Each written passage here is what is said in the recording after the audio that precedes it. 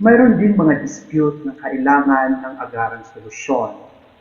Dispute where urgent legal action is necessary ayon sa Supreme Court Administrative Circular 15-93. 1. Criminal cases where accused is under police custody or detention. 2. Petition for habeas corpus by a person illegally deprived of his rightful custody over another or a person illegally deprived on acting in his behalf. Papasok din dito ang habeas corpus na dapat mabilisan ito. Hindi pwedeng patagalin, like gusto mo ng custody ng bata, pwede din agad-agad na i-may file through habeas corpus sa korte. Letter C, or number 3. Action coupled with provisional remedies such as preliminary injunction, attachment, delivery of personal property, and support during pendency of an action. Halimbawa, humihingi ka ng suporta sa iyong anak, para sa iyong anak, ito'y kailangan ng mga attachment or injunction. At kaya kailangan kang mag-file ng habeas corpus para habang dinidinig ang kaso ay sinusuportahan na niya yung anak niya. Letter D, or number 4. Actions which may be barred by statute of limitation. Ito medyo technical na. Halimbawa, yung questioning mo is tungkol sa validity of prescriptive period. Kasi hindi mo alam na may prescriptive period pala yung kaso. Kaya yung desisyon ng korte ay iyong question. So ngayon, dahil hindi ka na-inform sa validity, yun nga, question mo. So ngayon, discretion yun ng korte kung iaalaw ka uli niya na mag-file ng case katulad ng iyong inireklamo. Number 2, where the dispute arises from the comprehensive agrarian report. Halimbawa, kung ang mga pinag-aawayan o inireklamo ay tungkol sa CLOA or tenant claims, ito po ay dapat agaran na according to Supreme Court Administrative Circular 1493. Labor dispute or controversy arising employer or employee relation. Halimbawa, illegal dismissal, punta na kayo kaagad sa korte o sa labor arbitrary at iba pang case na katulad nito. Diretso na po kayo.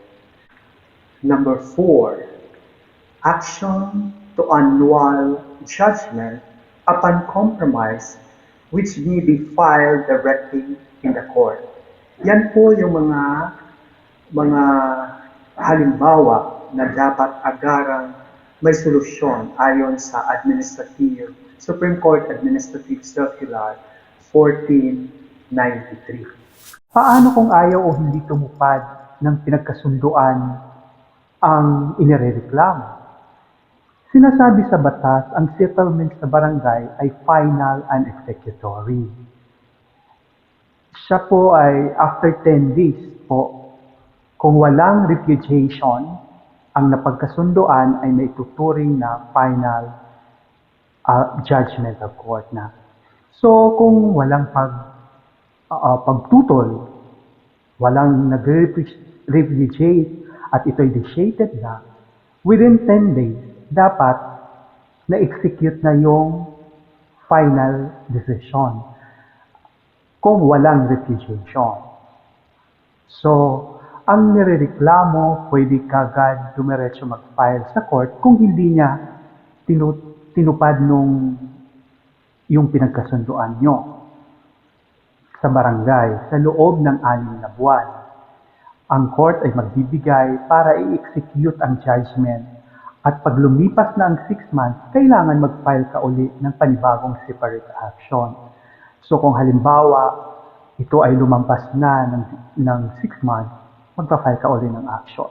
Kaya dapat iyon ay ma-implement o ma-execute within 6-month period. Or else, magpa-file ka ulit ng panibago.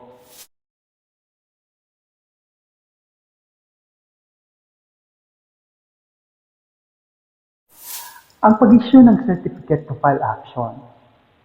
Unang dahilan, kung sa kabila ng pag-uusap o sa kabilang partido ay walang chance na magkasundo sa harap ng pangkat o lupon, ito po ay dahilan para bigyan na kayo ng CFA.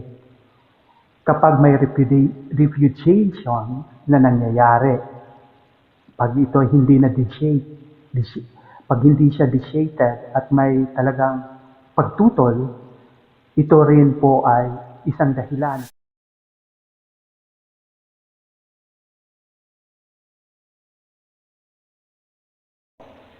Dispute where urgent legal action is necessary ayon sa Supreme Court Administrative Circular 14-93. 1. Criminal cases where accused is under police custody or detention. 2. Petition for habeas corpus by a person illegally deprived of his rightful custody over another or a person illegally deprived on acting in his behalf.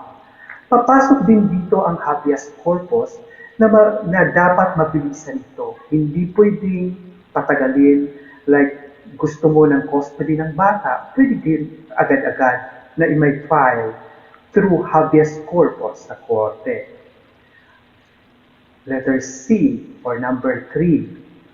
Action coupled with provisional remedies such as preliminary injunction, attachment, delivery of personal property, and support during pendency of an action.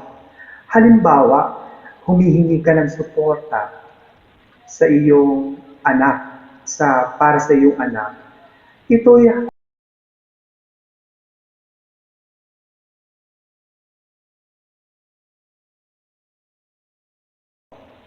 dispute where urgent legal action is necessary ayon sa Supreme Court Administrative Circular 14-93. 1. Criminal cases where accused is under police custody or detention. 2. Petition for habeas corpus by a person illegally deprived of his rightful custody over another or a person illegally deprived on acting in his behalf. Papasok din dito ang habeas corpus na dapat mabilisan ito. Hindi pwedeng patagalin, like gusto mo ng custody ng bata, pwede din agad-agad na i-may file through habeas corpus sa korte. Letter C, or number 3. Action coupled with provisional remedies such as preliminary injunction, attachment, delivery of personal property, and support during pendency of an action. Halimbawa, humihingi ka ng suporta sa iyong anak, para sa iyong anak. Ito'y kailangan ng mga attachment or injunction. At kaya kailangan kang mag-file ng habeas corpus para habang dinidinig ang kaso ay sinusuportahan na niya yung anak niya. Letter D, or number 4. Actions which may be barred by statute of limitation. Ito medyo technical na. Halimbawa, yung questioning mo is tungkol sa validity of prescriptive period. Kasi hindi mo alam na may prescriptive period pala yung kaso. Kaya yung desisyon ng korte ay iyong question. So ngayon, Dahil hindi ka na-inform sa validity, yun nga, question mo. So ngayon, discretion yun ng korte kung iaalaw ka uli niya na mag-file ng case katulad ng iyong inireklamo. Number 2, where the dispute arises from the comprehensive agrarian report. Halimbawa, kung ang mga pinag-aawayan o ireklamo ay tungkol sa CLOA or tenant claims, ito po ay dapat agaran na according to Supreme Court Administrative Circular 1490-93. Labor dispute or controversy arising employer or employee relation. Halimbawa, illegal dismissal, punta na kayo kaagad sa korte o sa labor arbiter at iba pang case na katulad nito. Diretso na po kayo.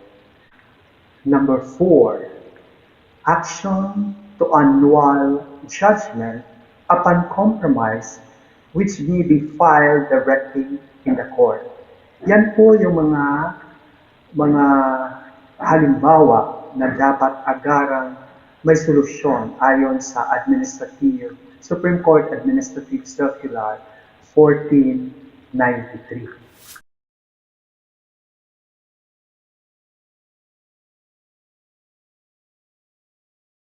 How to file a case in barangay, katulad ng mga small claims, nagagatang aso, may halamang nakausli sa kabilang pader, mga tangkay na halaman, at iba pa. Ito po ang mga sumusunod. 1. Dapat mong alamin kung saang barangay ang iyong inireklamo, kung parehas pa ang barangay nyo o hindi. Parehas bang municipality cities nyo o hindi. Mas maigi kung nakasulat din ng detalyado ang iyong reklamo sa barangay. At doon ay tatanungin ka ng iyong reklamo sa barangay at saka mag-i-issue ng summon ang barangay sa taong inireklamo mo. Dapat sundin ang summon ng inireklamo. Kung hindi susunod, pwede kang maasunto, which is indirect contempt of court. Or pwede din yung barangay mismo ang mag-file ng indirect contempt. Pwede po ikaw ang mag-file ng indirect contempt o yung barangay kung hindi po susunod o sisipot yung isinomon na inireklamo mo, para ipaliwanag ang kanyang panig. At paghaharapin po kayo, kung halimbawa dumating siya, paghaharapin kayo, ang magkabilang partido para magkasundo. Kung hindi naman magkasundo, ito ay i-refer ng barangay sa lupon o pangkat, lupong taga pagkapayapa. At doon, kayo po ay mamimili ng tatlong membro ng pangkat para maging tagapagkasundo nyo. At doon mag-uumpisa ang pagdinig at ito po ay usually 1, 2, 3 series ang hearing. Hanggang magkasundo kayo o kung hindi man kayo magkakasundo, after 3 hearings, saka kayo i-issuehan ng certificate to file action. Pag nagkasundo, pwede na po i-repudiate ang napagkasunduan ng kahit sinong partido sa loob ng 10 araw. Ibig sabihin nito, ang grounds ng repudiation ay vitiated or nag-agree na siya sa napagkasunduan with consent or without intimidation. Pwede na niya itong i-repudiate. Ang repudiate po ay ginagawa sa pamamagitan ng pag-file ng sinumpaang salaysay sa barangay na duminig ng kaso at nakalahad doon ang grounds kapag may repudiation. Ang barangay ay kailangan mag-issue ng certificate of action. So, kailangan Pag nagkasundo kayo, dapat ito ay bukal sa loob nyo at walang intimidation na nangyari. At kung may repudiation naman, so mapipilitan na talaga na mag-issue ng certificate to file action ang barangay.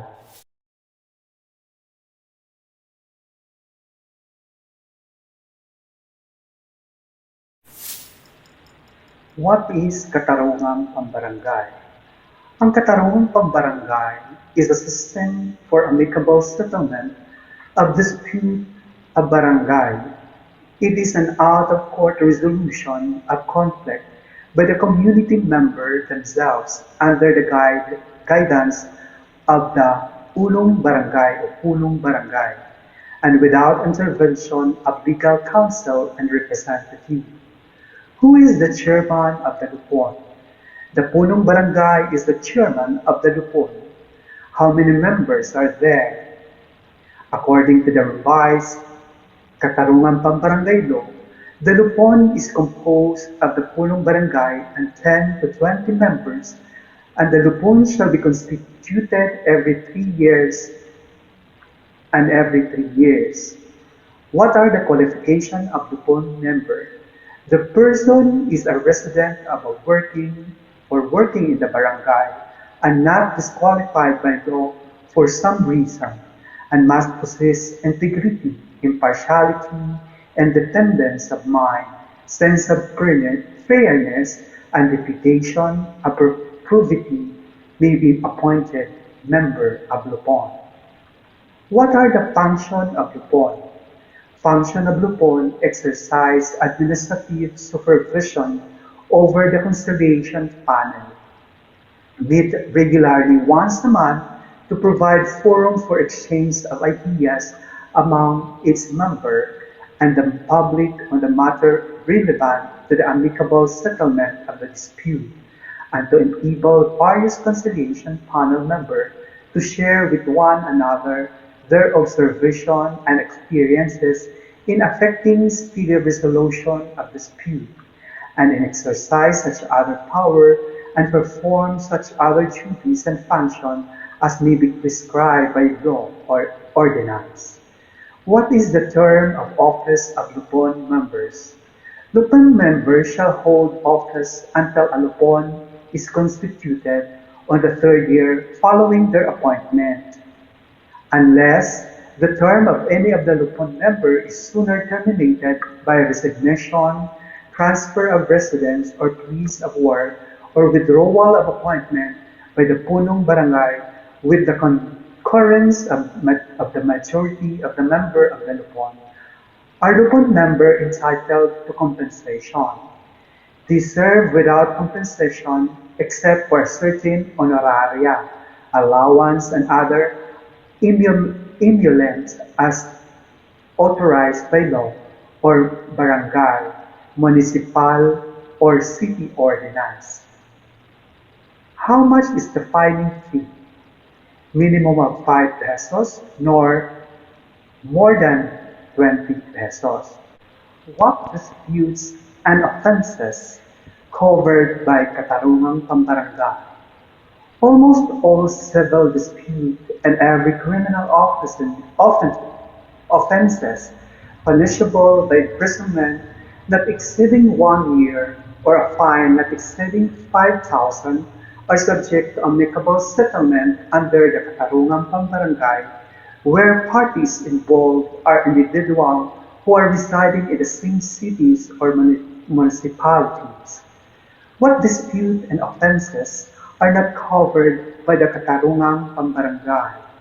Under Section 408 of the Local Government Code enumerates the instances that is not subject to amicable settlement, where one party is the government or any subdivision or instrumentality thereof, where one party is a public officer or employee and the dispute relates to the mere offenses punishable by imprisonment exceeding 1 year of a fine of 5,000, and offenses where no private party or individual offended, like trafficking violation, jaywalking, vagrancy, sidewalk vending,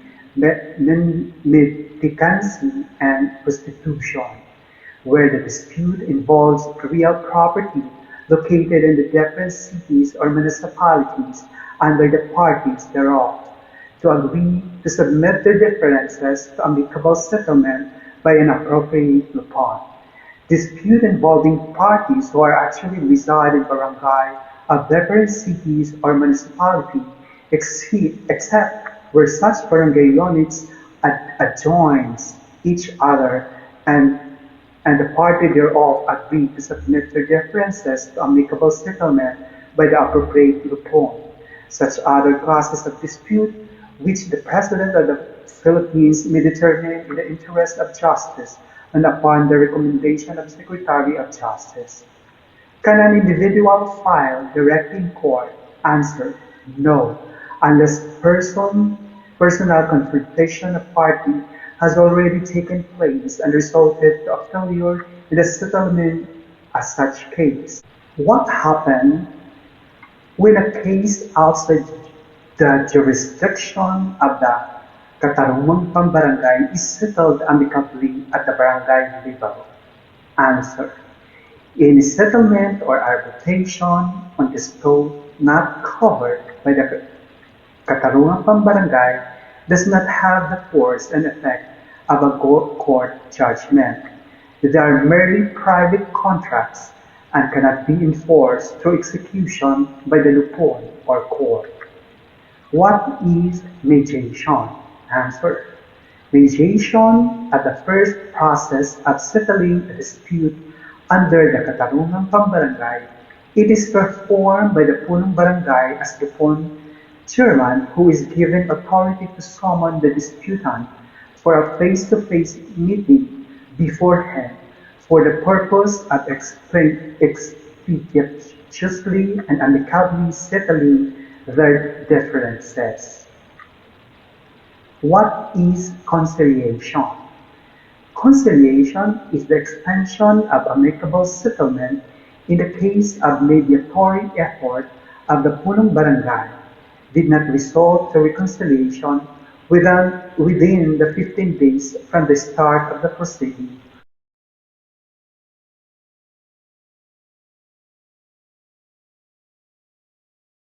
Mawawalan ka ng karapatan sa kaso for seeking judicial course or filing counterclaim. Kasi nga hindi ka sumipot, ikaw ay mawawalan ng karapatan na iakyat ang kaso sa korte or magkaroon ng kontrademanda sa reklamo sa iyo. Ayan po ay isa sa mga reason kung magiging disadvantage mo pag hindi ka sumipot. Pero may mga exemption to the rules naman dito para sa hindi pagsipot sa summons.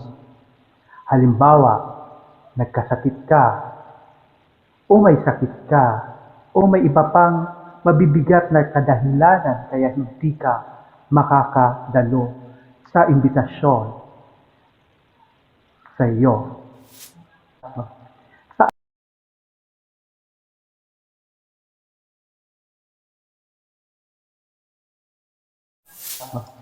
Saan ka barangay dapat mag-file ng kaso at ano ang proseso? What are the venues of action to file? 1. Kapag nakatira ka sa isang barangay, kung saan parehong barangay nyo, doon mo ipa-file ang kaso o reklamo mo. Pangalawa, kapag magkaiba ang barangay, ang rules dito ay kung saan nakatira ang nagrereklamo, doon siya magpa-file. Kung halimbawa naman, madami siyang nirereklamo at iba-iba ang barangay na kinasasakupan ng kanyang mga nirereklamo, siya po ay mamimili kung saan niya gusto mag-file. Pangatlo, kapag ang kaso ay may kinalapan sa lupa or property, dapat doon ka mag-file kung saan located yung property. Number 4, kapag ang kaso ay may kinalaman sa workplace or institution, dapat mag-file ka kung saan yung workplace mo or opisina or yung institusyon located.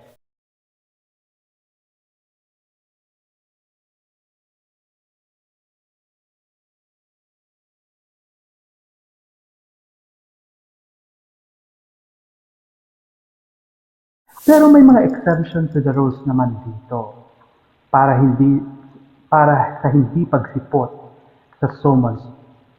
Halimbawa, nagkasakit ka o may sakit ka o may iba pang mabibigat na kadahilanan kaya hindi ka makakadalo sa imbitasyon sa iyo. Sa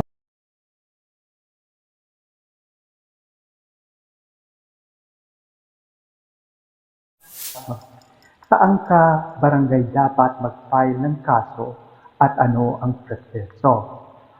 What are the venues of action to file? 1. Kapag nakatira ka sa isang barangay, kung saan parehong barangay nyo, doon mo ipa-file ang kaso o reklamo mo.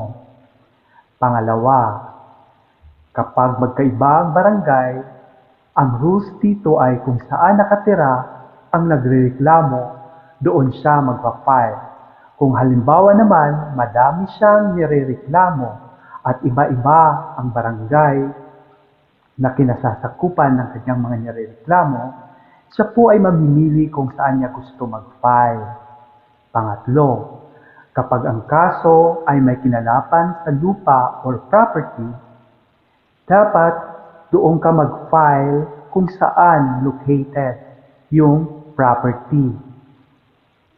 Number 4, kapag ang kaso ay may kinalaman sa workplace or institution, dapat mag-file ka kung saan yung workplace mo or opisina or yung institusyon located.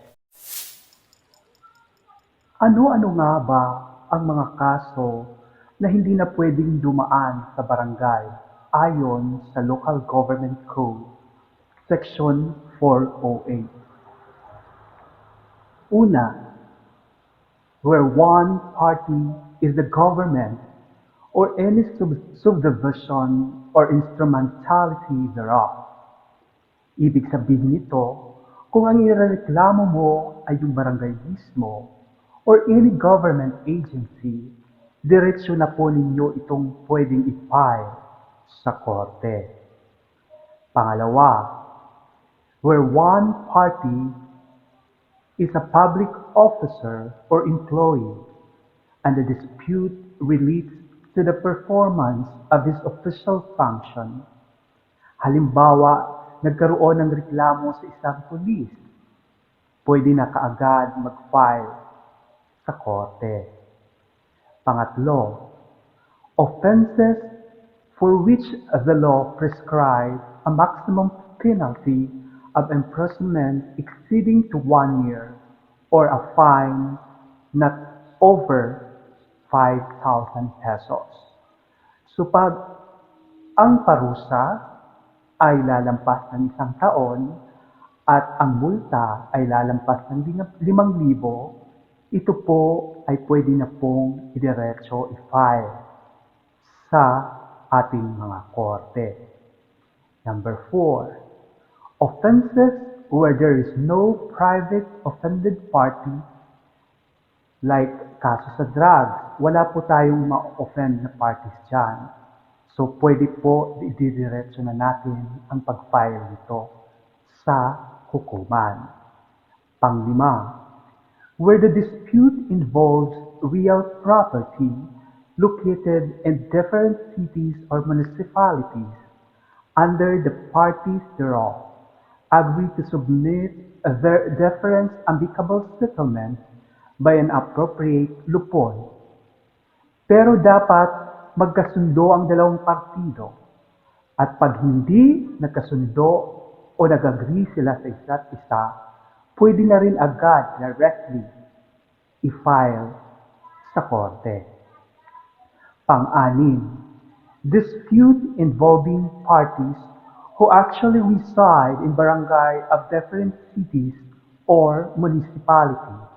except where such barangay units adjoin each other and the party agree to submit their differences to amicable settlement by an appropriate lupon. Halimbawa, ang sitwasyon na ito, taga Marikina yung isa, taga Cainta ang isang barangay. Pero kung ito ay magkalapit ang kanilang barangay, dahil nga boundary within Caintaan and Marikina, magkalapit sila, pwede po ito.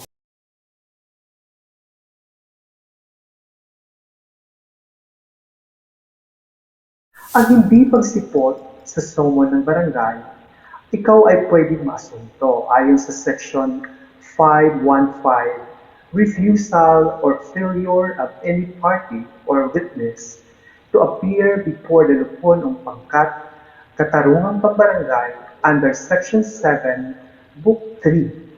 Pwede kayong makasuhan ng indirect contempt of court. Ayon yan sa Section 7. At ang punishment ng indirect contempt of court, pwede kang mag-fine o makulong. Ang fine po nito ay hindi po hihigit sa 5,000 at ang pagkakulong naman ay hindi po hihigit ng 1 buwan. Bakit siya makakasuhan ng indirect contempt? Dahil sa hindi siya umasal ng maayos, dahil hindi niya sinunod ang kanyang summons, Mawawalan ka ng karapatan sa kaso for seeking judicial course or filing counterclaim. Kasi nga, hindi ka sumipot. Ikaw ay mawawalan ng karapatan na iakyat ang kaso sa korte or magkaroon ng kontrademanda sa reklamo sa iyo. Ayan po ay isa sa mga reason kung magiging disadvantage mo pag hindi ka sumipot. Pero may mga exemption to the rules naman dito para sa hindi pagsipot sa summons. Halimbawa, nagkasakit ka, o may sakit ka, o may iba pang mabibigat na kadahilanan kaya hindi ka makakadalo sa imbitasyon sa iyo. Saan ka barangay dapat mag-file ng kaso at ano ang proseso? What are the venues of action to file? 1. Kapag nakatira ka sa isang barangay, kung saan parehong barangay nyo, doon mo ifa-file ang kaso o reklamo mo. Pangalawa, kapag magkaiba ang barangay, ang rules dito ay kung saan nakatira ang nagrereklamo, doon siya magpa-file. Kung halimbawa naman, madami siyang nirereklamo at iba-iba ang barangay na kinasasakupan ng kanyang mga nirereklamo, siya po ay mamimili kung saan niya gusto mag-file. Pangatlo, kapag ang kaso ay may kinalapan sa lupa or property, dapat doon ka mag-file kung saan located yung property. Number 4, kapag ang kaso ay may kinalaman sa workplace or institution, dapat mag-file ka kung saan yung workplace mo or opisina or yung institusyon located.